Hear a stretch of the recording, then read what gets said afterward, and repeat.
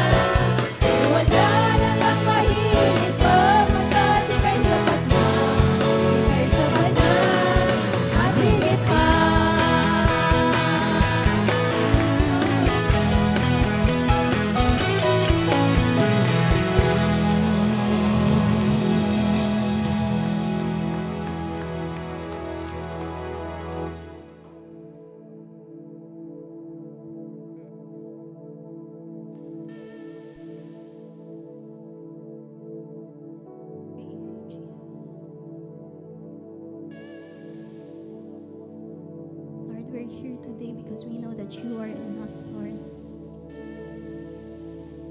Your grace and love is more than enough, Lord God. Hallelujah, Lord.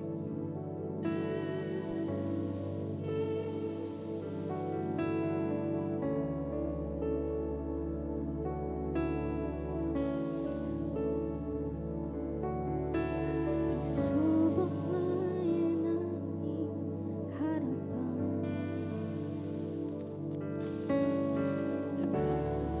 ay damas sa kahinaan.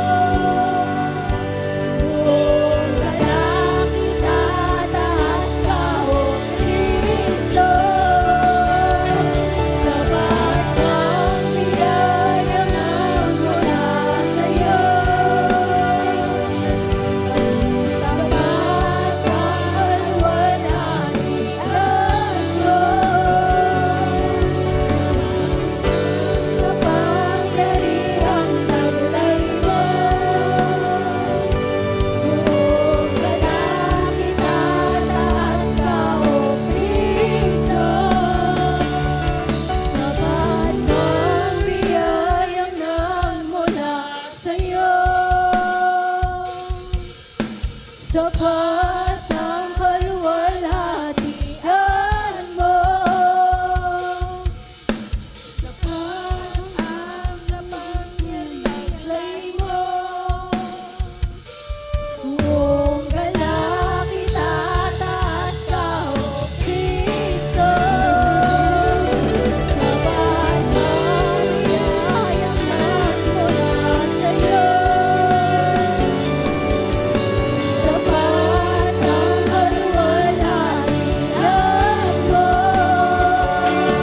Sapat ang kapangyarihan taglay mo. Kung galak itataas ka, O Kristo. O Panginoon,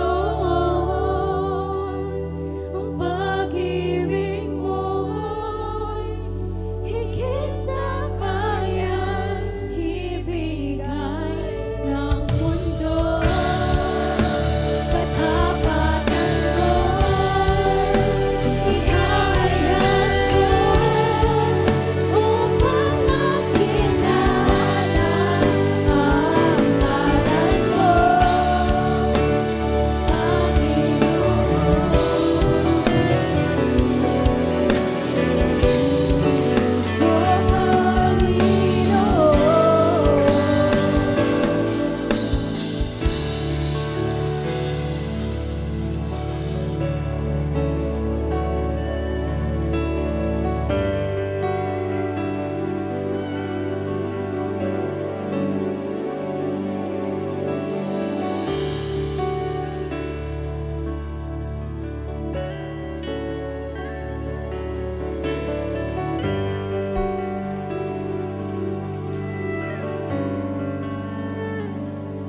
higit sa aking kailangan,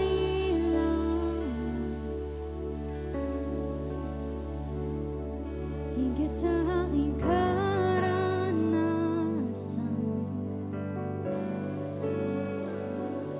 higit sa aking isipin, ang kaya mong gawin,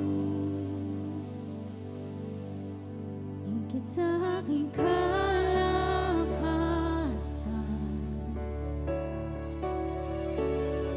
Ni minsan ay hindi nagkulang, higit sa aking isipin, ay kaya mong gawin. Bawat araw ko ay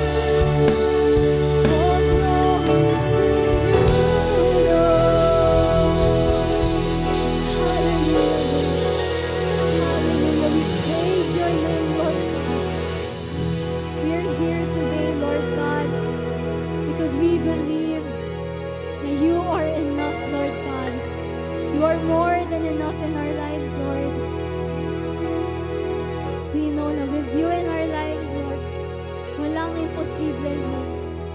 More than any trial, more than any suffering, Lord, you reign. You have conquered, Lord God. We will forever praise you, Lord. We will forever shout your name. We will forever declare praises. All glory and all honor belongs to you, Lord God. We pray that you touch our hearts, Lord. Touch our hearts, Lord. Speak through us, Lord God. Hallelujah. We praise you, Lord. In Jesus' name. Amen.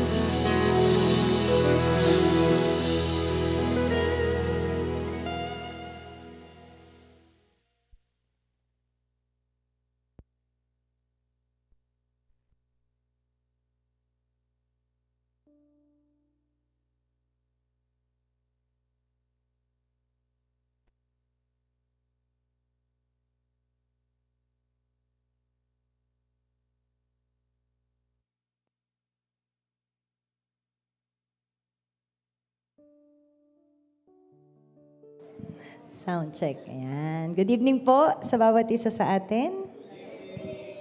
Hindi ko alam kung tumaas lang ba to o ako talaga hindi tumatangkad. Oo nga eh. Nalito ko kung tumaas ba to o ako yung hindi tumangkad. Hindi ako nakaabot sa pamantayan eh. Ayan. Ayan po, no. Alam niyo po, isa po sa maganda sa pagiging Kristiyano, kahit tayo po'y dumadaan sa pagsubok. Hindi, okay lang po. Kita naman ako. Kahit tayo po'y dumadaan sa pagsubok, ay nakakangiti pa tayo. Amen? Diba po? Yun yung maganda dahil meron tayong Diyos na nakakapitan po. And also, syempre, diba, with all the news na nagsisirculate po sa ating bansa or kahit sa buong mundo po, no, kapag wala talaga tayong Diyos, ang bilis maka-downcast, ang bilis po tayo na ma-pressure, napakabilis po na tayo maapektuhan at tayo po ay ma-stress sa ating mga buhay. Kaya po, napakahalaga talaga na tayo po mga Kristiyano ay nagniningning, tayo po yung nagsisilbing salt and light of this world at nawa po ay bigyan tayo ng wisdom ng Lord. Diba sabi nga po sa Psalm 90:12, naturuan tayo ng Panginoon, teach us wisdom. Diba, teach us to number our days so that we may gain a heart of wisdom. Lahat po tayo, no, regardless po kung tayo ay magulang na, tayo estudyante, nagtatrabaho, single ka man, or kahit ano po tayo, lahat po tayo nangangailangan ng wisdom nagmumula sa Panginoon. And syempre po, nawa po ay, syempre hindi naman lahat tayo, no, kumbaga lahat tayo ay nasa proseso pa na binabago ng Panginoon.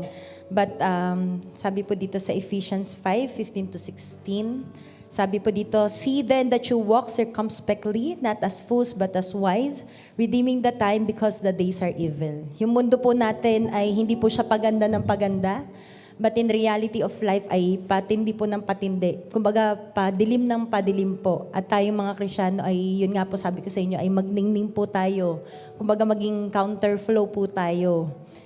And syempre sa buhay din po natin, no, kung i-measure po natin yung spiritual life natin today, ano po ba yung measurement na ginagamit natin? Is it based po ba na masasabi natin na we gain wisdom dahil po sa posture? Di ba? Minsan may ganun tayo na nakatingin tayo sa itsura ng tao na, ay, ito posturang pastor. Ano to? Wais na tao. O kaya magaling siya magsalita, maboka, matalino to.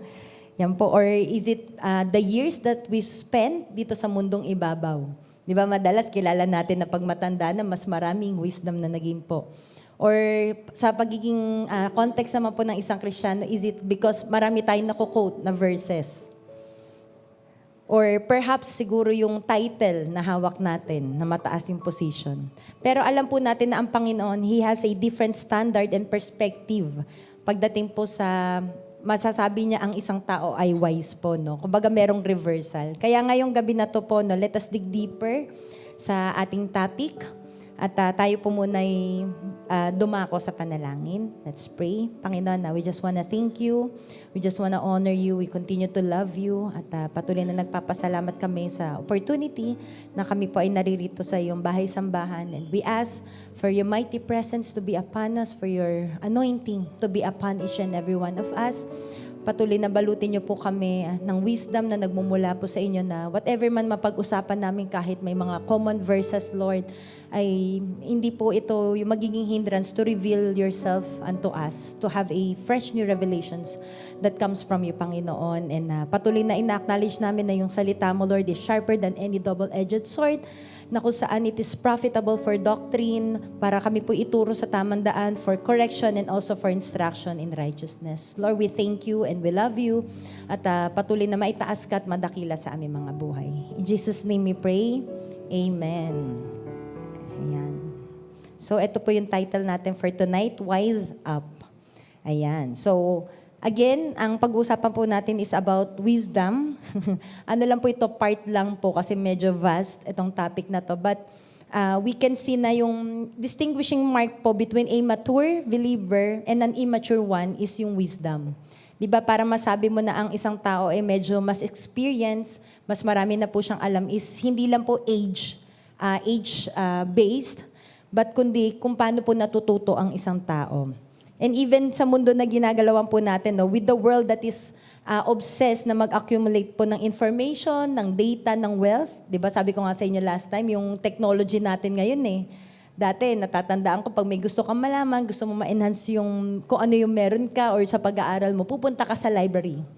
Diba po? Pero ngayon, kaibigan na natin si Gemini AI. Diba? Marami na po lumalabas na mga AI, na mga apps or software or anything yan, na ang bilis na lang maka-accumulate ng informations or data. And sabi po dito sa Proverbs 4:7, wisdom is the principal thing, therefore get wisdom, and with all you're getting, get understanding. So bakit po ba siya tinawag na principal thing? Kasi pag sinabi mong principal thing, siya na po yung pinaka-supreme, siya po yung pinaka-importante, pinaka-foundational po siya sa lahat ng pwede nating ma-acquire sa mundong ibabaw na to. And pag sinabi po natin na ang isang tao is with wisdom or wise, hindi po ito nakabase sa talino. Yung sabi ko nga sa inyo, di ba, yung magaling to mag-quote ng Bible. Marami tong alam na verses. Hindi po ito. But kundi ang difference po between a simple na tao is yung discernment niya po, for him or her to be a stable adult. Ayan. So, before we build anything, parang katulad po sa isang building, di ba? Hindi tayo pwede lang na, bigla ka lang magtayo dyan ng mga wire, ng mga hollow blocks. Kundi po, bago natin i-build yung pinaka-foundation po natin, yung lives natin, career or family man yan, yung wisdom po, siya yung pinaka-raw material. Meaning, siya po yung base, siya po yung foundation na kung saan doon tayo mag-i-start. Ganon din po sa building, di ba? Hindi ka lang magtatayo, kundi maghuhukay ka po. Lagi natin naririnig yan na kung gaano kalalim yung, kung gaano kataas yung building na itatayo mo, ganon din po yung kalalim. So, sabi dito sa building daw po, if you get the foundation right, the rest of the structure stands. Kasi pag mali pa lang po yung foundation natin, doon na po nagkakatalo kung ang isang building, mapabahay man yan, or kung ano man po yan, is doon magkakatalo kung gaano po siya katibay. So, it is a long-term protection din po. Ganon din po sa buhay natin bilang mga tao, hindi lang po bilang Kristiyano, no, kundi bilang mga tao, ay ito po ay long-term protection natin kapag tayo po ay may wisdom. So, differentiate muna natin po yung wisdom, understanding, and knowledge. Kasi ito po yung madalas nating naririnig. So, knowledge po, knowledge po, sabi dito, is what you take in. Ito po yung mga informations, mga preachings, na nakikita natin, nababasa, naririnig. Kumbaga, ito yung raw facts or truth. Okay? So, sabi po dito sa Proverbs 1:7, the fear of the Lord is the beginning of knowledge, but fools despise wisdom and instruction. So, pag sinabi pong fear of the Lord, hindi yan yung panoy, takot ako may mumu, parang ganon. Hindi po. When you say fear of the Lord, it means you hate what God hates and you love what God loves. Kumbaga, sa isang magulang at anak, hindi ka gagawa ng masama or, wait lang pa. Excuse me. Hindi ka gagawa ng masama or ng hindi mabuti kasi mabobroken-hearted yung parents natin. So, ganun din sa Panginoon. Hindi natin gagawin yung hindi tama kasi alam natin na mabobroken-hearted po siya. So, halimbawa po nito, God hates divorce. God hates lies, gossiping, division, and so on po. So let's define kung ano naman po yung understanding, yung ability to look at those facts. Kumbaga, i-connect mo yung mga dots and grasp why they matter. Halimbawa po, di ba sa knowledge, ngayon nalaman natin na ang tomato pala is hindi siya vegetable. Ito ay isang fruit. So understanding, connect the dot mo, kaya pala. Di ba? So wisdom naman po, sabi dito skill or applied expertise. So ngayon nalaman mo na ang isang tomato ay isang fruit siya, hindi mo siya ilalagay sa fruit salad. Yan yung applied expertise or skill. Bakit po? Kasi alam natin na most of the time, kapag may mga putahe po na may tomato, ito ay madaling masira or mapanis. So, hindi mo siya ilalagay sa fruit salad kasi, ay, fruit pala to, ilagay natin. Di ba? Pwede siya sa ibang salad, di ba? Yung mga vegetable salad kasama niya doon. Ayan po. So, para mag-collaborate po sila, it is taking what you know, knowledge, and what you comprehend, understanding, and making the right decision. Kumbaga yung wisdom, yan yung magbe-break sa'yo kung gagawin mo ito or ito. Okay? Kunyari, knowledge, nalaman mo na, kaya pala may pedestrian crossing dito is kasi dapat dyan tumatawid. Hindi ka pwedeng tumawid sa kung saan. Understanding, kaya siya nilagay dyan kasi medyo prone to sa accident. So, ano yung skill or applied expertise, doon ka natatawid. Kasi pag tumawid ka sa hindi pedestrian lane, possible na masagasaan ka. Or kung masagasaan ka pa rin sa pedestrian lane, may laban ka. Diba? Kumbaga, andito ko, nasa tama. Okay? So, yun po, no? Sabi ko nga sa inyo, yung wisdom, understanding, and knowledge is not, more than just being a smart person. At alam naman po natin na a person can know and understand but still have no wisdom. So, sino pong halimbawa natin neto? The wisest king, si Solomon. Yan, galing ko Georgian, no? Bigyan ng A+. Yun, no? Ayan. So, si Solomon po, kilala po siya as the wisest king, but he did not heed God's instructions. Diba parang ang ironic? Known ka for wisest, na maging wise, pero ikaw mismo, hindi ka sumusunod doon. Diba? And he followed his heart. So, hindi na natin kakantahin yung kinakanta ng grupo na kung ano nasa puso mo, sundin mo. Diba? Saka diba? Hindi po tama yun, syempre. Of course, we will not follow our hearts. Dahil ito po yung sinasabi sa Jeremiah 17:9. Sabi dito, the heart is deceitful above all things and desperately wicked. Who can know it? Diba? Kaya po sa mga kabataan, please, huwag kayong basta-basta follow your heart. Ang pogi kasi. Ang bango. Diba ngayon lang pala naligo? Kidding aside po. Ibig sabihin, let us ask God's wisdom. Pa-counsel po tayo sa ating mga leaders, pastor, hingi po tayo ng godly counsels. Huwag lang tayong basta-basta susugod. Or even, kahit tayo po mga adult, di ba, we still need the wisdom of the Lord. Kami po ni Pastor Lordwin, kahit pastor na po kami, we still ask wisdom sa aming mga ninong-ninang, sa mga alam po namin na makakapagbigay ng godly advices. Napakahalaga po nun. Hindi po tayo yung mga tao na know it all. Ay, alam ko na yan, di ba? Wala po tayong pwede ipagmayabang na alam na natin lahat. Di ba? Last time, natakil na natin yan eh. Ayan, so, meron pong, actually more than 4, pero ito po ay 4 major decisions na ginagawa po ng isang tao sa kanyang buhay that he or she needs wisdom. Kumbaga, every day of our lives, mapa-minor or major man po yan, ay we need to come to God, we need to inquire of Him para tayo po humingi ng wisdom niya. Unang-una po, alam ko naririnig nyo na to, first and major decision na gagawin po ng tao is kung tatanggapin niya ang ating Panginoong Jesus to be His or her personal Lord and Savior. Tama po ba? First major decision yon. Dahil ang salvation po is a free gift from the Lord, so it is up to us if we will accept Him.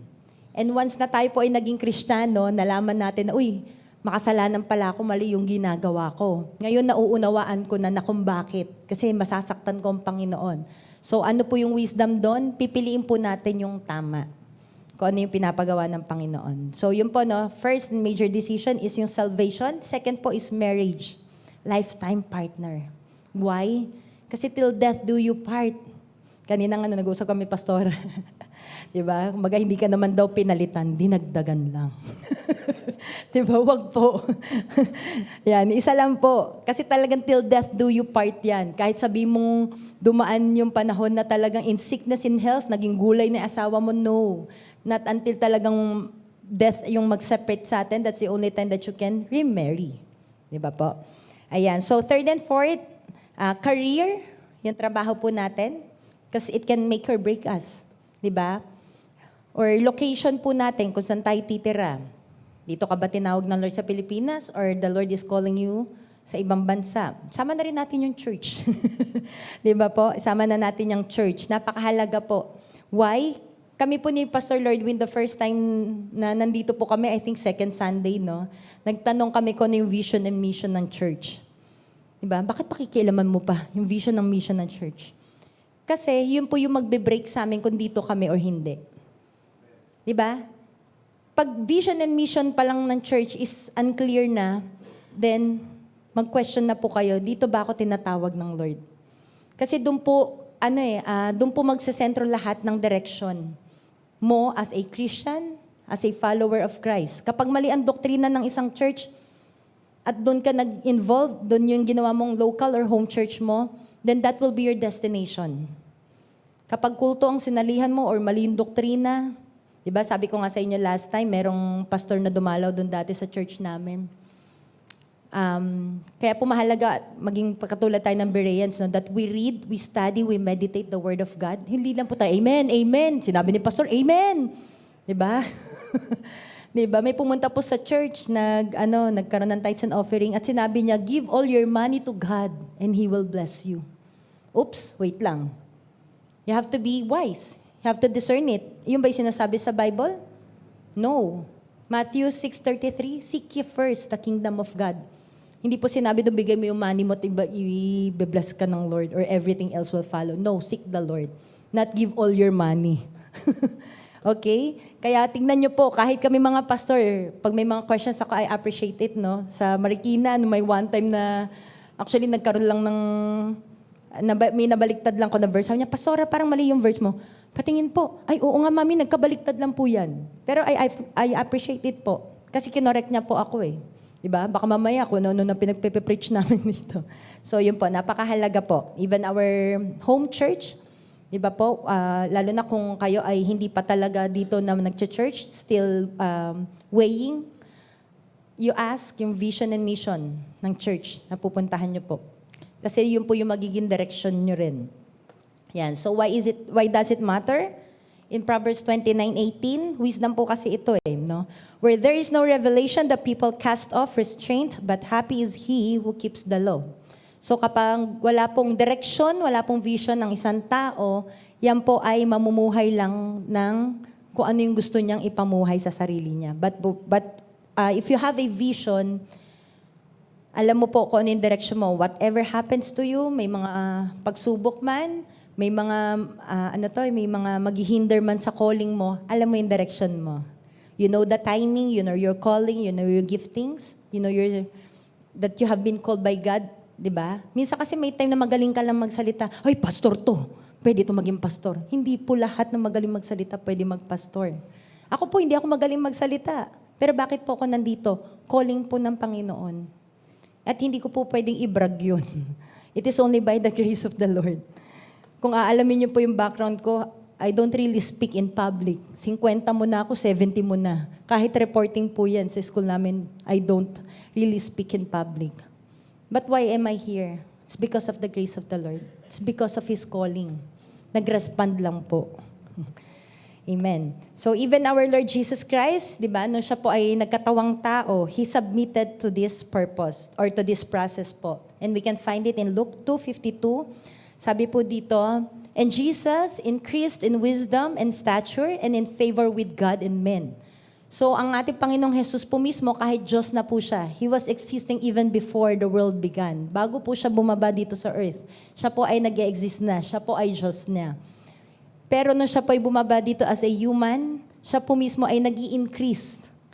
Dumadami, nine-develop, naghahanap pa rin po siya ng wisdom and stature in height. Diba? Lahat naman po tayo tumangkad, kahit siguro konti, no?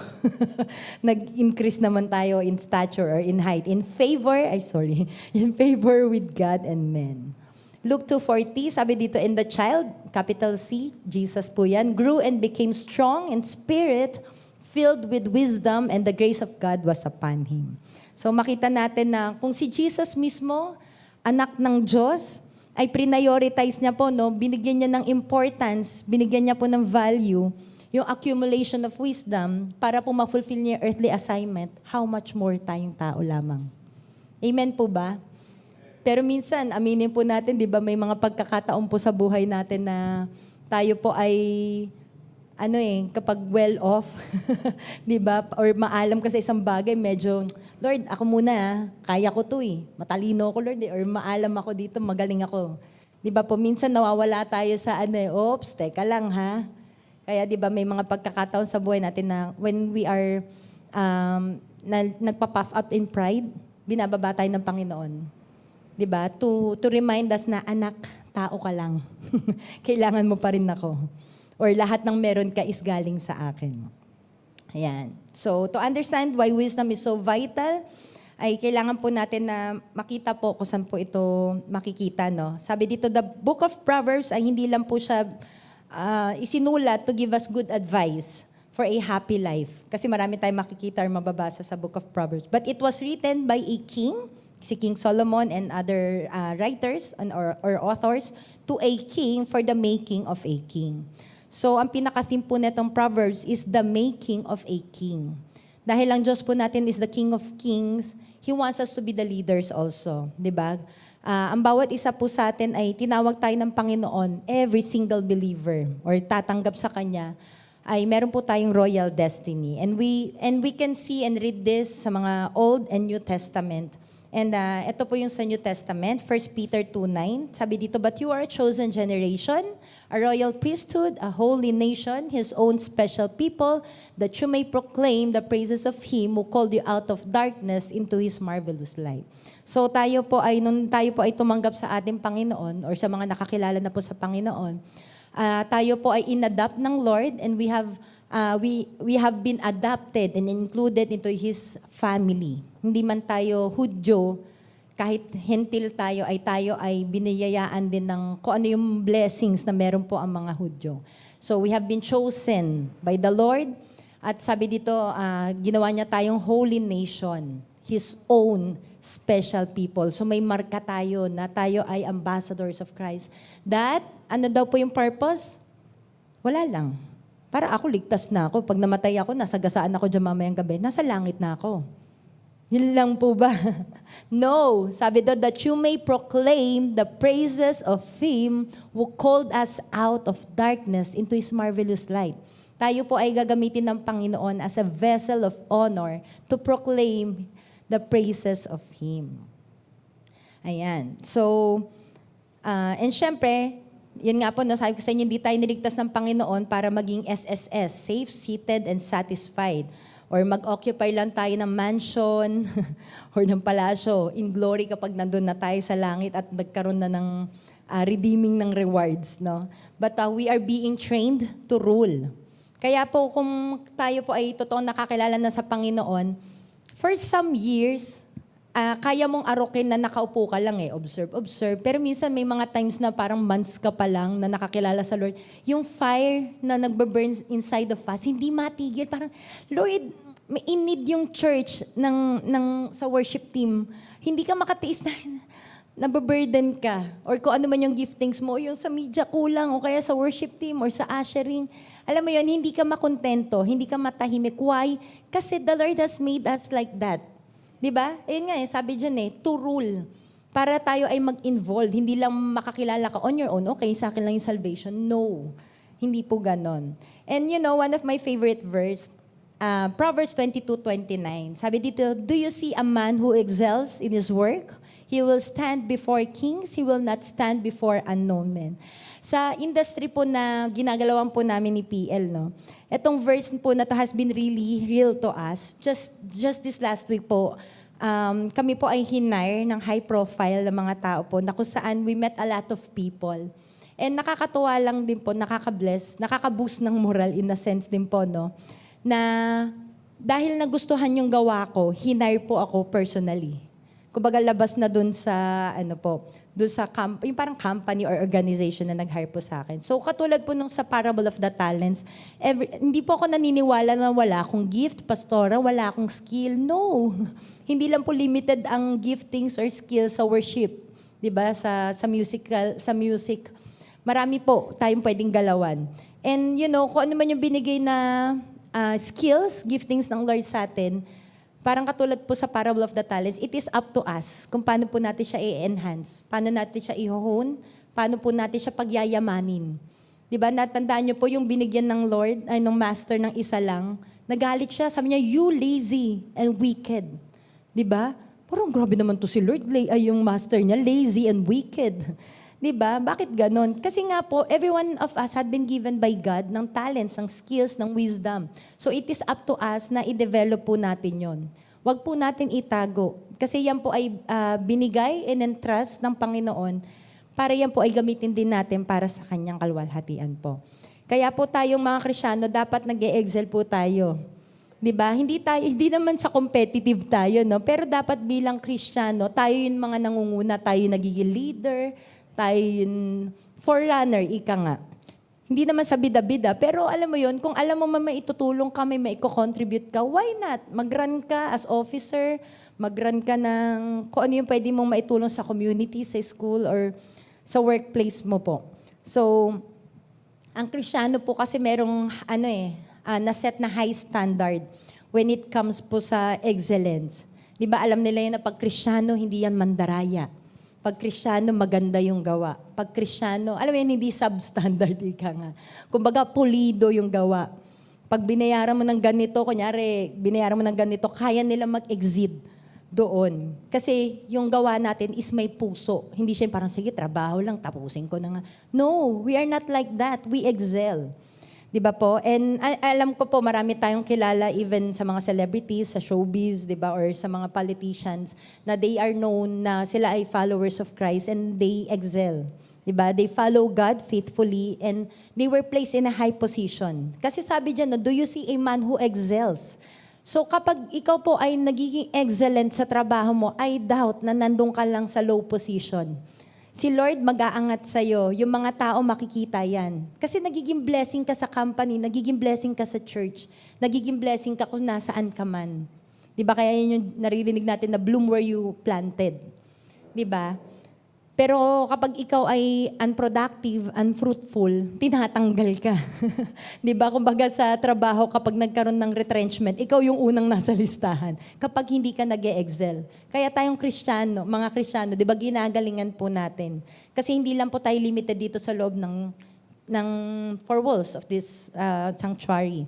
Kundi we can also excel sa ibang mga bagay po. And yun nga po, no, sabi ko sa inyo, ang lakas makaboost ng moral na, kumbaga dahil ginawa mo lang with excellence, yung trabaho, hinire ka na personally, nagustuhan. And nakakatuwa lang kasi yun nga, sa yung high profile na tao, lumapit sa akin, nakala ko sisitahin ako, kasi picture ako ng picture, medyo private yung place. Tapos sabi niya, you know what? Sabi niya, I saw your works. Sabi niya, magaling, ang ganda daw ng mga kuha. Alam mo, nakakatuwa. And because of that, syempre, only by God's grace lang po na tayo ay napili. Kumbaga, ginawa lang natin yung part natin, ginalingan lang. And syempre, sabi ko nga sa inyo, lagi din kinukwenta ni PL to, every time we work, we don't just work, we pray for the people. Na nakakasalamuhan namin na, Lord, makakilala sila, ganito, ganyan. So we pray, we intercede for them. And yun nga po, no, nakakatuwa kasi sa sobrang na-appreciate niya yung work po, ay binigyan niya po ako ng unexpected bonus. Yun, thank you, Lord. Kumbaga, hindi ko deserve pero sabi ko, grabe, si Lord talaga kumilos na ito. Kasi ako, kumbaga, okay na ako doon sa yung sasahurin ko Doon pa lang, okay na Pero alam mo yon, may blessing, unexpected blessing, beyond bonus, ika nga. Ayan. So now, again, yun nga po, no, wisdom, napakahalaga po niyan in whatever aspects of our lives, parenthood, sa ating trabaho, sa ating pag-aaral, sa lahat po, no, sa businesses, kailangan po natin talaga ng wisdom ng Lord para tayo po ay napapalago natin kung ano yung pinagkatiwala ng Panginoon sa atin. So now, let's talk about kung ano po ba yung nakapaloob dun sa wisdom. So these are just a few points. We'll just make it quick. Ayan, pero mag-interview muna po ko. Kung kayo po ay bibigyan ng 1 million today, ay, sarap. Na-all, di ba? Sabi nga, na-all. Saan po natin to i-spend? Interview ako. Or gusto niyo sumagot na lang po kayo, popcorn. Saan niyo po i-spend? Pag binigyan kayo ng 1 million ng Lord. Kumbaga wala nang issue yun, magtrabaho kayo yun, di ba? Basta may nagbigay sa inyo ng 1 million. Malinis hindi illegal. Saan daw po? Wow, bibili ng bahay. O, ano pa po? Travel. Oy, tama. Ano pa po? Ano daw? Yun, mag-i-invest. Ayun, no, si Kuya Nix, bigyan na to ng isang milyon na. Isa pa po. Yun, no, 100K tithes sa church. O, sino pa po? Last one.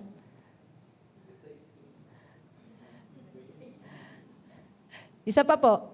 Saan nyo po i-spend or saan nyo ilalagay? Ano daw? Tithes. Wow. Ayan. So, tama po, no? Maganda yung mga sagot po natin. Kaya po, yun nga po, no? Sabi ko sa inyo, maganda talaga na kapag nabibiyayaan tayo ng Panginoon, whatever that is, finances man yan, skills, giftings, wisdom, ay alam po natin kung saan natin ilalagay or saan natin i-spend. So, isa po sa nakapaloob dito sa true wisdom is the ability to see danger coming and navigate around it. Ayan, halimbawa po neto, no, yung sabi ko nga sa inyo, kapag naka-receive tayo ng bonus, di ba may naglalaro na sa isip na, bibigay ko to, ito bibiling ko, ito, tithes. Kumbaga meron ka ng pie chart Kunyari, 10% sa Lord, 20% savings, may emergency funds. Kumbaga may tumatakbo na sa isip natin na rough estimate. So instead of splurging it, di ba, one-time millionaire, you invest it to multiply. Parang yung talents po natin. Pag binigyan ka, multiply it. Huwag mong itago, huwag mong ano. So, halimbawa nga po neto, no, kumbaga sa accountancy terms, assets versus liabilities. Kasi meron po tayong pwedeng mga bagay na bilhin na may kikitain po tayo at yun na yung magbabayad sa mga expenses. Like sa amin po ni PL, late last year, mga late last year, kung hindi pa ako nagkakamali, nag-invest po kami sa gamit. So invest, mahal talaga siya. Pero, ang kapalit naman po nun, high profile yung kukuha sa'yo because of the investment.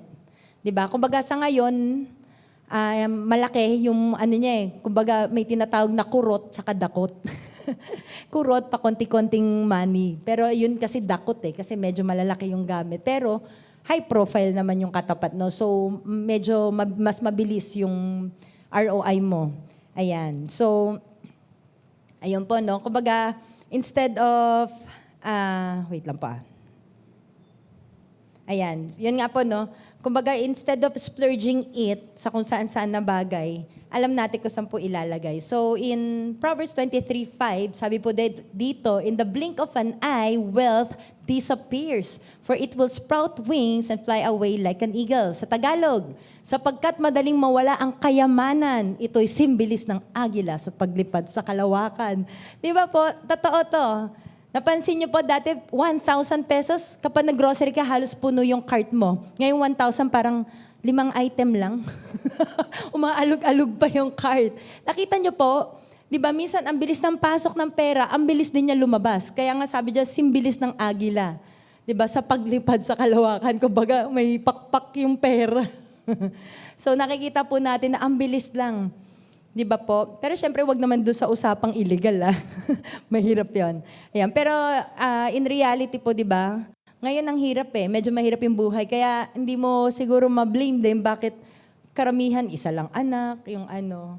So, yun po, no? Ayan. So, di ba? How many of us had been guilty of this? Di ba? Minsan may moments tayo sa one-time millionaire instead of delayed gratification. Diba? Minsan bibili ka ng isang item of high value, then parang few months lang, few weeks, may bago na naman silang i-release, nag-depreciate na kagad yung value na binili natin. So, kumbaga nasa sa inyo na po yan kung paano natin i-manage yung pera po natin. And, yun nga po, no, yung tinanong ko kayo kanina kung saan natin i-spend or anong gagawin natin sa 1 million. meron talaga tumatakbo sa isipan natin. And isang good example of a bad example po natin is sa Luke 15, which is the prodigal son. Hindi niya po nakita, di ba? Nakita niya, actually, kinuha niya na yung kayamanan niya kahit buhay pa yung tatay niya. So to make the long story short, hindi niya po na foresee na magkakaroon ng famine doon sa place na kung nasaan po siya. So ginawa niya, he squandered all his wealth and he became poor. Diba? He lived in poverty. And because of that, kumbaga para sa kanya, makakain lang ako ng kumbaga siguro kanin baboy. Diba? Makakain na lang ako ng kanin baboy, masaya na ako just to fill my stomach. Yun yung sabi niya sa verse 16, no? Pero yun nga po, kahit kanin baboy, wala nagbibigay sa kanya ng pods. Wala po nagbibigay sa kanya. So yun po, no? Kumbaga hindi niya na-foresee yung danger. Pero sabi dito, if you are a wise person, iisipin mo lagi, what if? Diba? Even our health. Pwedeng, marami kaming friends na nasa call center, lagi nila sinasabi, ang laki nung nakukuha namin. Pero once na tinamaan yung health mo, ang laki din, ang bilis lang. So, alam niyo po yun, hindi mo talaga masabi ang panahon. Pwedeng ngayon, healthy ka, bigla na lang shutdown yung katawan mo. I mean, we don't know. Diba? Kahit yung buhay po natin, di natin alam Happy-happy lang, tapos biglang wala na. Di po talaga natin masabi. So, marami pong pwedeng mangyari. That's why we need to save. We need to be wise sa ating mga ini-spend po. Okay lang po yun na mag-spend tayo paminsan. Like kami, may mga family time po kami. Kahapon nag-family time kami ng mga bata. Pero hindi yun laging ganon. Hindi po laging ganon. Kumbaga may mga, po yan, medyo malalaki yung gaps ng mga, minsan it takes months bago po kami mag-family time na medyo splurge. Yan po. So ano pa po, yung mga wrong investments natin minsan, no? Or wrong timings. 'Di ba? Alam mo nang tagbaha, magbebenta ka ng ganito. Yung mga ganon. Minsan wrong timing naman. O kaya, minsan mabilis tayong Pilipino, medyo may hindi naman lahat, pero may mga times na may gullible moments tayo. 'Di ba? Uy, maganda to maganda yung kitaan na, 'di ba? Post sa Facebook, kumita ng ganito, isang araw, may 1 milyon, may 500,000. 'Di ba? So, yun, kaya madalas marami po nai-scam. Ayan. So, ano pa po nakapaloob sa wisdom, aside po na dapat na-foresee natin yung danger, is seeing past the surface of a situation or understanding the root. 'Di ba? Sa mga batang nagtatantrums. 'Di ba, kala natin nagtatantrums dahil papampam lang. Yung pala may dinadamdam. 'Di ba? O kaya gusto pala ng time natin. Ako minsan guilty ako dyan pag sa gabi, yung mga bata instead na sasamahan ko, hindi anak ko, nagtatrabaho pa si nanay. May ginagawa pa po ako. No, I want you to sleep. Parang, ano ba? Minsan naiirita ka na. Pero ang hinahanap niya kasi is, hindi lang yung magtabi kayo or makatabi mo siya matulog. Gusto niya yung time, gusto niya yung warmth ng hug natin. 'Di ba? Lalo na pag parent ka na kasi, super busy na tayo. Minsan na nakakalimutan natin na more than all the chores that we are doing, we need to spend time with our family. Lalo na po pag may mga maliliit, di ba? Yan yung mga formative years nila hanggang 7 years old. So kaya pala nagtatantrums, umiiyak, yung tingin natin na nagpapapampam, kailangan pala yung kalinga ng isang magulang. O kaya po sa church setting, no? Minsan magugulat ka, dating active, tapos biglang, nangyari dito, hindi na uma-attend. Di ba? Kumbaga parang dati on fire, serve dito, serve dyan. Lahat ng parang lahat ng ministry sinalihan, tapos biglang, nangyari doon, ba't nawawala bigla? Yan, so pag nakakasama nyo, tahimik na. Or yun na nga po, laging absent. Kumbaga instead of itag natin yung tao, grabe naman to. Backslider na siguro to. Nanlamig siguro to kay Lord. Di ba minsan may mga ganong moments po tayo. Kumbaga, kung ikaw ay discerning person, if you are a wise person, pupuntahan mo siya or even mag-extra mile tayo na i-chat, bro, sis, kamusta ka na? Parang lately, hindi kita nakikita sa church. Diba? Minsan kasi, nangunguna emotion siguro nag-backslide na yun. Dati on fire, tapos ngayon hindi na umaatin. Siguro nasa ibang church na yun. Diba? Ang dami mo nang sa isip Tumatakbo sa isip. So instead na pagalitan, ba't hindi ka na umaatin? Lagi ka ng dati active ka, ngayon. So instead na pagalitan po natin, alamin muna natin yung situation. Diba, minsan nagkaroon pala ng family problem, namatayan pala, nag-anxiety, na-depress na po. So we need to ask wisdom from the Lord. Kasi katulad po ni Solomon, no, kung tutuusin nung tinanong siya ng Panginoon na ano yung gusto niya, di ba makita po natin, wisdom is supreme talaga, principal thing talaga. Yun ang hiningi niya sa Panginoon. More than all the riches, more than yung revenge niya sa kaaway niya, more than anything, wisdom po yung hiningi niya sa Panginoon. Why? Kasi it's hard to lead the people. Hindi lang po sa aming mga pastor, but even sa mga faith group leaders, sa mga naghahawak po ng mga tao, it's hard. It's really difficult to deal with people. Diba? May sarili ka ng problema eh. Tapos ngayon may ililid ka, may aalagaan ka. Pag may nagka-problema sila, problema mo na rin. Pag puyat sila, puyat ka na rin, pastor. Diba? Kasi spiritual fathers and mothers tayo eh. We don't just empathize with them, but we treat them as family. Hindi yung parang, member ka, leader ako. No. We treat each other as a family. Diba? Kaya ngayon, sakit ng kalingkingan, sakit ng buong katawan, baka magkamali ako, ng buong katawan. Di ba? Napaka-crucial po when we take care of the people. Di ba? Hanggat maaari, i-avoid talaga natin yung boss attitude. Ako, naranasan ko po yan. May one time po, nagpapasalamat na lang talaga ako sa Lord na kahit na personal ko yung tao na yun, nagstay po siya sa church. Hindi ko napapangalanan. Pero nagpapasalamat ako na talagang nagsiserve pa rin siya sa Panginoon faithfully. Ginagawa niya po yung pinapagawa ng Lord sa kanya. Pero what if, di ba, nakaramdam siya na grabe naman to. Leader pa lang po ako noon, di pa ako pastora. Pero naging harsh po ako sa kanya. What if umalis po yun? Di ba? Sayang. Pero ngayon, tignan niyo po, nagagamit siya ng Panginoon. Kaya talagang grace na lang ng Lord na siya na lang nagpa-stay doon sa tao. So, kailangan po, lang tayo, kalma lang. Di ba? Maging maunawain tayo. May kanya-kanya na po tayong pinagdadaanan. Huwag na natin idagdagan pa yung burden ng bawat isa. Di ba? Kumbaga may burden na nga tapos ikaw pag-agalitan mo pa, di additional burden, lalong hindi na a-attend yan ng church. Kasi instead na maka-find siya ng relief, ng peace, ng comfort, parang ayoko na sa church. Nako-condemn ako, nadjudge ako. Hindi lang ko naka-attend ng 2 linggo, backslider na pala ako. Di ba? Hindi na daw ako nagde-devotion, hindi na daw ako nagpe-pray. Grabe naman. Hindi ba pwede may pinagdadaanan lang at nasa kuweba ako, hindi pa ako makalabas, hindi ko alam kung paano ko sasabihin na, Pastor, may pinagdadaanan ako. Di ba? May mga ganun po. Hindi po natin pwedeng expect na hindi dapat nag-open ka. Hindi po Hindi natin pwedeng pilitin ng mga tao. Iba-iba po tayo. Diba? May kanya-kanya tayong strength and weaknesses. Ayan po. So, yun po, yung pala, may mga times din na burnout na pala. Diba? May mga times na yun nga po, may sariling problema or minsan na overload, na overwhelm. Ayan po. So, syempre, with the position that we have, even as a pastor or leader man tayo, ministry heads, yun nga po, kailangan talaga natin yung wisdom ng Panginoon or else yung position na binigay sa atin ng Panginoon is gagamitin natin yung authority na yun to be harsh to other people also. Na kung saan yung power na meron ka as a pastor, as a leader, gagamitin mo yun to destroy instead of building up people. Tama po ba? Well, I think nakaranas naman tayo nun. Either tayo yung nagparanas or tayo nakaranas. Alin lang po yan. And sadly po, yung politics does not only present or happen in outside the world, but yun nga po, nagki-creep in na rin po siya, unti-unti sa church. Po. And I hope and pray na ito po yung maging prayer po natin. Sabay-sabay po natin siyang basahin. Isaiah 58:12, 1-3, go. Some of you will rebuild the deserted ruins of your cities.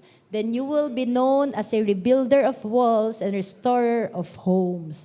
Nawa po ito po yung maging prayer natin at may sa puso natin. Na kahit may pinagdadaanan tayo, kahit minsan nakakagigil na, panay pa counsel, ayaw naman sumunod. Tigas ng ulo. Still, alam mo po yun, yung puso natin, yung desire natin is to restore. Actually, si PL, nakolek ako dyan yung kinakwento ko nga sa inyo na medyo naging personal na yung attack ko, yung nagagalit na ako doon sa tao. Sabi niya, ano ba gusto mo? Ma-restore siya o umalis ng church? Doon ako yung parang, oops, nga no. Diba? Tayo po, kapag tayo, okay lang po yung mangorek, lalo na pag may mali, diba? Hindi naman pwedeng, sige sis, okay lang yan bro. Pwede po tayo mag-correct with love, with gentleness. And yun po, lagi natin isa-isip, anong gusto natin mangyari sa taong ito? Ngayon nawawala siya, hindi niya nagagampanan yung role niya, Lalo na po sa church, maingat tayo dapat po, no? Anong gusto natin mangyari sa kanya? Umalis sa church or ma-restore siya back to the Lord? Diba? Siyempre, we want them to be restored. Diba? Ganon din po tayo eh. Hindi tayo binitawan ng Panginoon. Kung binitawan tayo ng Panginoon, I doubt na nandito po tayo. Amen? Diba? Even the people na nag-share ng gospel sa atin, they kept on interceding for us. Kung binitawan nila, kulit naman nito, tigas ng puso, invite ako ng invite. 100 times na. 3 years na. Diba? Hindi pa rin pumupunta na church. Bitawan ko na nga to. I-hand over ko na kay Satan. Hindi na kay Lord. Ano? Kay Satan na agad, direkta na eh. Diba? Wag naman. Kay Lord lang. Hinand over ko na siya sa Lord. Ayan. Diba? Kung binitawan tayo ng mga taong nagpe-pray for us, I doubt na nandito tayo nananatili. Tama po? And ganun din po sana tayo, no? Maging rebuilder of walls, restorer of homes. And syempre, minsan may mga times talaga na ano tayo ng emotion natin. Pero magpaalalahan na lang tayo, sis, bro, kalma lang. Di ba? Kalma lang. And yun po, no? And also, bukod po sa nakapaloob dito, yung foreseeing the danger, and malaman natin yung past, yung root cause po. The last one is yung practical application of truth. For us to be wise, we need to know how to apply it practically of truth. 'Di ba? May mga sitwasyon sa buhay natin na hindi lang normal. Minsan may mga complex. 'Di ba? Yung mga parang ano ba 'to? Paano ba nag-arise tong problema na 'to? O kaya parang nananahimik tapos biglang nagkagulo-gulo. Ayan. So ano pong halimbawa nito? In 1 Kings 3:16 to 28. So basahin niyo na lang po, medyo mahaba siya. So to make the long story short po, no, meron pong 2 babae, nanay, na lumapit po kay Solomon. At kiniklaim nila na nagkaanak po sila parehas. And then yung isa namatay, yung isa buhay. So ang inilalaban ng isang babae, anak niya yung buhay. Yung isa naman, inilalaban niya, hindi sa'yo yung patay, akin yung buhay. So nag-aagawan sila doon sa batang buhay pa kasi namatay na isa. So, si Solomon, maalam po kasi si Solomon, di ba? He is known as the wisest king. Alam niya yung facts ng law. Being a king, alam niya po yan, yung commandment ng Lord when it comes to justice and truth. He also know the human biology, di ba? And nature na alam niya na for you to be called na ikaw yung totoong nanay, yung warmth, alam ng bata. Di ba? Naaamoy ka nila, ramdam ka nila, alam nila na ikaw yung nanay nila. So yun nga, no, pareha sila na kiniklaim na yung buhay na bata is sa kanila. So paano nangyari yun? Di ba? Kumbaga sa amin dalawa ni Pastor Ryan, hindi pwedeng yung isang bata sa amin dalawa. Iisa lang ang tunay na nanay. Ganon. So to make the long story short, may isang nagsisinungaling. Parang ganyan din sa mga anak ko magsusumbong tong isa. Yan din yung sinasabi sa Proverbs, di ba? The first one to present his case may seem right. Pero antayin mo, pag may lumapit ulit, doon mo magigage, uy, wait lang. May different story, so who's telling the truth? So parang ganito rin yung dito sa scenario, no? May isang nagsisinungaling, sure yun. May isang nagsisinungaling, sure yun. So yung isa is, itong isang babae is, she was acting out of jealousy and grief. Pero yung isa dito is out of pure love. Bakit po? So si Solomon, binigyan po siya ng wisdom ng Panginoon on how to handle this crucial situation. Diba? Parang kung tayo po lalagay sa posisyon ni Solomon, paano ba paano ba ito susolusyonan? Diba? So, in verse 23, sorry po, hindi ko makita. Ayan, so verse 23, sabi po dito, kaya't sinabi ni Solomon sa isa, sinasabi mong iyo ang buhay na bata at kanya ang patay, at sa ikalawa, ang sabi mo na may iyo ang buhay at kanya ang patay. Verse 24, kaya nagpakuha ang hari ng isang tabak. Sige, labasan nyo ng sword yan. At dinala nga sa kanya ang isang tabak. Sinabi ng hari, hatiin ang batang buhay at ibigay ang kalahati sa bawat isa. O diba, kala mo siopaw lang na hinati Or hahatiin 26, nabagbag ang puso ng tunay na ina ng batang buhay at napasigaw, wag po kamahalan, ibigay na po ninyo sa kanya ang bata. Wag lamang ninyong patayin. Sabi naman ng isa, sige, hatiin ninyo ang bata upang walang makinabang kahit sino man sa amin. Kaya't sinabi ni Solomon, wag ninyong patayin ng bata, ibigay ninyo sa una, siya ang tunay niyang ina. Napabalita sa buong Israel ang hatol na iginawad ng hari at ang lahat ay nagkaroon ng paggalang at takot sa kanya. Nabatid nilang taglay niya ang karunungan ng Diyos upang humatol ng makatarungan. So, hindi naman intention syempre ni Solomon na patayin talaga yung bata. Pero tinesting niya lang. Kumbaga parang trigger niya lang para po lumabas kung sino talaga yung tunay na nanay. And syempre, to make the long story short again, kumbaga yung strategic move po ni Solomon na ginamit niya na maglabas ng tabak or ng sword, lumabas yung totoong nanay. Diba? Pag totoo ka at matino kang nanay, hindi mo sasabihin na, sige, hatiin mo na lang, para-parehas tayo walang makinabang. Diba? Ang hirap gumawa ng bata, ha? Diba? So, yun, yung isa, gusto niyang hatiin para parehas walang makinabang. Pero yung isa, sabi niya, wag na po, sige, bigay niyo na lang po sa kanya. Mas gugustuhin ko na po na buhay. Kaysa meron nga kaming kalahati, patay naman, aanin ko yan. Kumbaga sa, sa salita natin. Ayan, so makita po natin na the Lord guided Solomon with wisdom. Crucial po yung bibitawan niyang sagot. Diba? Whatever na i-decide ni Solomon as a king, final word po yun Diba? Kaya nga may sinasabi na ang salita ng utos ng hari hindi pwedeng baliin. So anything na sasabihin ni Solomon, susundin po yan. Pero, diba, he was governed by God's wisdom. Kaya po, naging maganda yung outcome. Nabuhay yung bata. Kawawa naman yung bata pag namatay. Diba? So yun po, no? Kaya po nawa, ang bawat isa po sa atin ay hindi po tayo makalimot na tumawag sa Panginoon to ask Him for wisdom.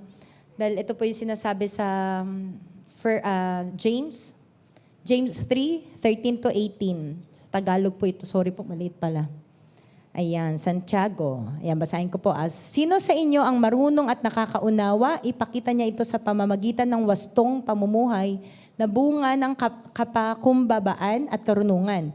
Ngunit kung ang naghahari sa inyong puso ay inggit at makasariling hangarin, wag ninyo iyang ipagmalaki at wag ninyong ikaila ang katotohanan. Verse 15, ang ganyang karunungan, wisdom daw po, ay hindi galing sa Diyos. Yan, kundi makasanlibutan, makalaman at mula sa diablo. So makikita po natin na meron pong ibang klaseng wisdom. Pwede kang may wisdom, pero galing kay diablo or kay Satanas. Verse 16, sapagkat saan man naghahari ang inggit at makasariling hangarin, naghahari din doon ang kaguluhan at lahat ng uri ng masamang gawa. Ngunit ang may karunungan mula sa Diyos, una sa lahat ay malinis ang pamumuhay, maibigin sa kapayapaan, mahinahon, mapagbigay, mahabagin, masipag sa paggawa ng mabuti, hindi nagtatangi at hindi nagkukunwari. Namumunga ng katuwiran ang binhi ng kapayapaang itinanim ng taong maibigin sa kapayapaan. So makikita po natin dito sa verse na to na meron pong dalawang klaseng wisdom. Pwede pong galing yan sa diablo or pwede po yung godly wisdom. Siyempre, hindi ko na kayo tatanungin kung anong pipiliin. Gusto natin yung godly wisdom. Diba? It produces a peaceable fruit of righteousness. Dahil yung kabilang wisdom po ay nanggagaling sa diablo, nagkukos po siya ng kaguluhan na nagre-result sa masamang gawa. Pero yung wisdom na nagmumula po sa Panginoon is gentle. Diba? Gusto niya yung peace, may unity. So makikita talaga natin na talagang kailangan natin yung wisdom ng Panginoon. Minsan kasi, alam mo yun, parang there's a battle between the good and the best. Di ba? Minsan, pag masama tsaka good kasi ang bilis mo ma-distinguish Pero kapag good and best, parang Lord, ano ba to? Paano ba? So mas gusto natin na piliin po yung kung ano yung ninanais ng Panginoon na sinasabi po dito sa Santiago. And if you take notice din po, ang Proverbs is how many chapters po? 31. Kala ko may sasagot na 28. Kinulang. February lang yun. Ayan. So makita po natin na 31 chapters ang Proverbs po, which means we can read the Proverbs 1 chapter a day. Diba? Sabi nga, a Proverbs a day keeps the devil away. Yan. So sa Proverbs po, marami talaga tayong kapupulutan ng aral dyan, ng wisdom, kung paano po magpalaki ng anak natin. Diba? Pansinin nyo po. Diba? Kumbaga, kay PL ko na narinig Parang oo nga na napaisip ako. Yung mga courses sa college, di ba, engineering, architect, kumbaga napapag-aralan, pero ang parenting walang course dyan. Di ba? Kumbaga somehow may pagka-trial and error. Di ba? Kahit kay Adam and Eve, walang nagturo sa kanila. Di ba? Nabuhay na sila as adult. Nagkaroon sila ng anak. Walang nagturo sa kanila kung paano maging nanay at tatay. Yan. So, nandyan yung kung paano po magdisiplina ng mga anak, how to walk with right friends, how to choose your friends wisely. Dahil sabi din sa Corinthians, di ba? Bad company corrupts good character. Minsan nilalaban pa mga Kristiyano, hindi. Kristiyano ako, malakas na ako sa Lord. O ayun, pag uwi, lasing. Oy, amen. Hallelujah. Tito ko gano'n, di ba? Nakwento ko na yata sa inyo yun eh. Drug addict siya. Tapos nakakilala siya sa Lord, sinera ng kuya. Balik daw siya dun sa yung parang pugad nila. Ayun, pagbalik, lasing. Di ba, siya-sharean niya daw, siya tuloy na sharean eh. Napasyat eh. Ayan. Di ba, how to guard ourselves, how to guard our hearts. Di ba? Yung power of tongue. Kung gaano kahalaga yung words na binibitawan po natin, napakahalaga po niyan.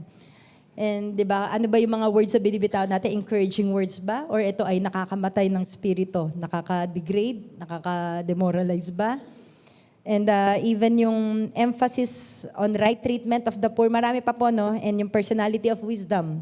Yung wisdom po is hindi lang yung character ng Lord, kundi siya mismo yung wisdom. Di ba? We all need Jesus. We all need the wisdom of the Lord. And even how we treat our enemies, how we respect our parents, and even yung mga problems in the soul na nakakaapekto po sa ating katawan po, di ba? What we feed ourselves, yun po ay pwedeng mas pinapalakas natin yung spirito natin or mas pinapalakas natin yung ating mga laman. So, yun nga po, no? And sabi ko nga po sa inyo, trials, yung mga frictions na kinakaharap po natin ngayon is training ground for us para alam po natin kung paano magre-respond. And it works out our character. Kaya po, yung pinakabuod po natin ngayon is where do we get or where do we draw our wisdom? Sa Panginoon ba? Kapag tayo nagkakaroon ng pagsubok, sa Panginoon ba tayo tumatakbo? Sa mga kaibigan natin? Or kung kanino man? Is it from the Lord or from the world? And to end with po, no, ito po yung isa sa mga favorite illustration ko.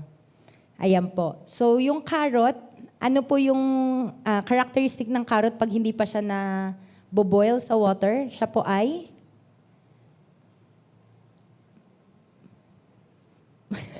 siya po ay matigas. Pero kapag siya po ay dumadaan sa boiling water, siya po ay lumalambot. Kumbaga sa pagsubok, kapag dumadaan siya sa pagsubok, siya po ay lumalambot. Okay, nagpapakumbaba siya sa Panginoon. Yun yung character po ng carrot. Dati siyang matigas. Pero pag dumadaan siya sa pagsubok, naha-humble down siya ng Panginoon, lumalambot. And the next one naman po is yung itlog. Itlog is hard on the outside but soft in the inside. Pero kapag siya po ay dumadaan sa pagsubok or sa boiling water, ano po nangyayari sa kanya?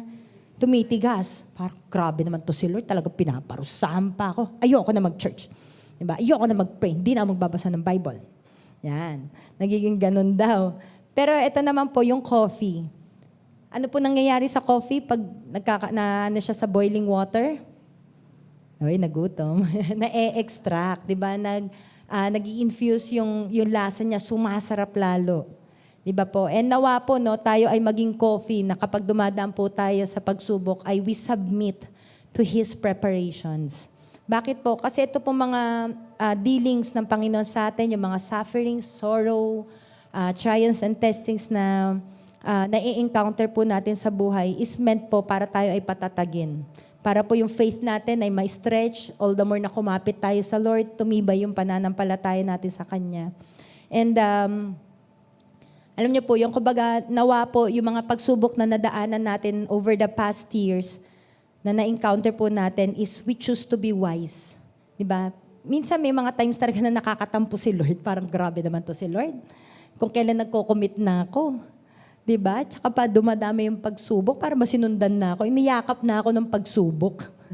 Diba? Pero may mga times po sa buhay natin na nare-realize natin na maganda na rin na may pinagdadaanan tayo. Diba? Parang sa weather natin, hindi po masaya or hindi po masarap kapag laging tag-init.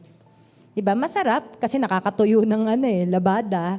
Diba? Nakakagala-gala ka. Pero pagkatagalan ng 1 year, tag-araw lang po, mahirap eh. Mawawalan tayo ng tubig. Hindi tayo makakakain, matutuyo yung mga pananim. Hindi din naman laging bagyo. Diba? Hindi naman din laging ulan. Kumbaga, balance lang sa buhay po natin. And yun nga po, no, kumbaga, we learn how to submit to God's dealings and we learn how to respond kapag tayo po ay tinatawag niya, kinokorek, dinidiscipline. Diba sabi nga po doon, today if you hear His voice, do not harden your hearts. May mga pagkakataon man sa buhay natin na parang, Lord, nakakatampo. Parang nakaka-discourage naman, Lord. Diba? Huwag po nating sayangin yung mga ganong opportunities na minomold tayo ng Panginoon. Yan, ayaw po natin maging ganyan. Diba? Bitter or better person? Diba? Ilalagay ko na yung picture natin dyan. I-edit natin. Diba? Ayaw po natin na maging bitter person. Yes, may kanya-kanya tayong battles in life, but let us not forget the grace of God. Let us not forget that we can call upon Him. Diba? That we can lay all our heavily burdens unto Him. That we can ask for His wisdom. Lord, ano bang gagawin ko sa pagsubok ko na to? Diba? Paano ba ako ma-overcome ito? Ano yung tinuturo mo, Lord? Ano yung pinoproseso mo sa akin? Ano yung molding na gusto mo na mag-come out sa akin? Diba? Katulad po ng isang gold, we are being refined in the fire. Pero after nun, ang ganda po, nawawala yung mga dross, nawawala yung mga dumi. And ang natitira na lang po when we submit to His dealings sa kanyang pagtatama sa atin po, ang natitira na lang po is yung true character natin. Na kung saan nagre-reflect po yung glory, diba, yung image ng Panginoon sa buhay po natin. Kaya po, let us not stop looking unto Jesus. And let us not forget na sa lahat po ng ginagawa natin sa buhay natin, wisdom po ng Panginoon ang kakailanganin natin at ang kanyang grasya. Amen po? Amen. Sige po, tayo po'y magsitayo. Let us close in prayer. Hallelujah, Lord. I bless you, God. Lord, we just want to thank you, Lord, for everything, Lord, that you have reminded us tonight. Not my words, Lord, but your words, oh God, but your promises that we can hold on to. Salamat, Panginoon, dahil pinibigyan mo kami ng biyaya mo every day, Lord. Upon waking up, nandyan ka lagi. Ramdam namin yung presensya mo. And every time we wake up, alam mo, Lord, na meron po kaming battle na kinakaharap sa aming kanya-kanyang mga buhay, O God. At wala naman po kami ibang matatawag, kundi kayo lamang. All we need, Lord, is your wisdom. All we need is your love, your grace, your mercy in our lives. Kaya ngayong gabi na to, Lord, as you have reminded us, as you have called us, may you continue to remind us, Lord, na sa mundong ginagalawan namin ay hindi na po kami sumama, hindi na po kami mapabilang doon sa mga tao na walang Diyos. Kundi sa amin pa lang ay makita yung joy, yung peace, yung comfort, na nagmumula po sa inyo na dahil po sa wisdom na binibigay mo, Lord, ay we are able to overcome, not just survive, Lord, but we are able to overcome every circumstances na kinakaharap po namin. And whatever, Lord, na nagpapabigat sa amin, Lord, unforgiveness man yan, Lord, bitterness, yung mga hardships na hindi namin malirip, Lord, na kung saan nagmumula, saan nanggaling, paano nangyari, Lord. Lord, I just pray, Lord, na yakapin mo po. Yakapin mo kami, Panginoon, so that yung heavy burdens na meron po kami, yung sorrows na meron po kami, mapalitan ng joy.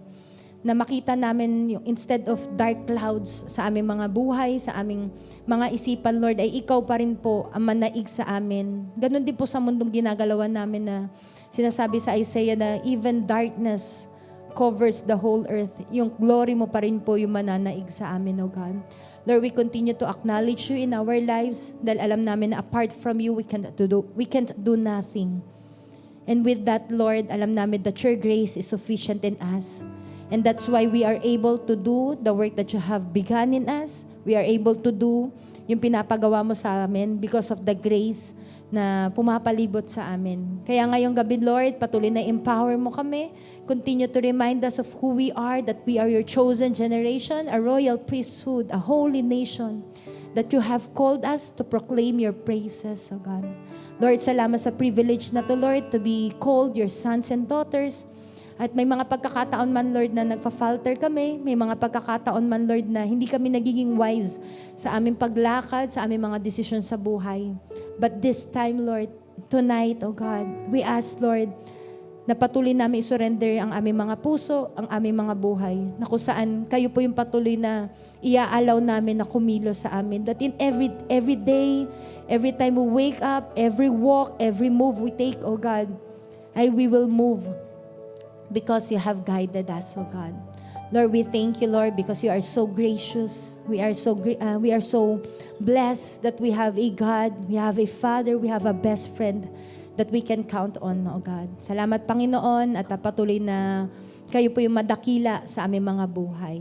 May each and every one of us be the salt and the light, na kahit gaano po kahirap yung mundong ginagalawan namin, ay gumagaan, Panginoon, dahil ikaw po yung kasama namin. Salamat, Panginoon. Gamitin niyo po ang bawat isa sa amin even for the rest of the week, na kami po yung maging pagpapala kahit sa mundong madilim na to, oh God, ay kami pa rin po ay magniningning dahil kami po tinawag mo, oh God. We thank you, Lord, and I declare, Lord God, that we will be the heads and not the tail, that we will lead, at patuloy na mag-excel kami because of the wisdom that you have given unto us. We thank you, Lord. We love you. In Jesus' name we pray. Amen.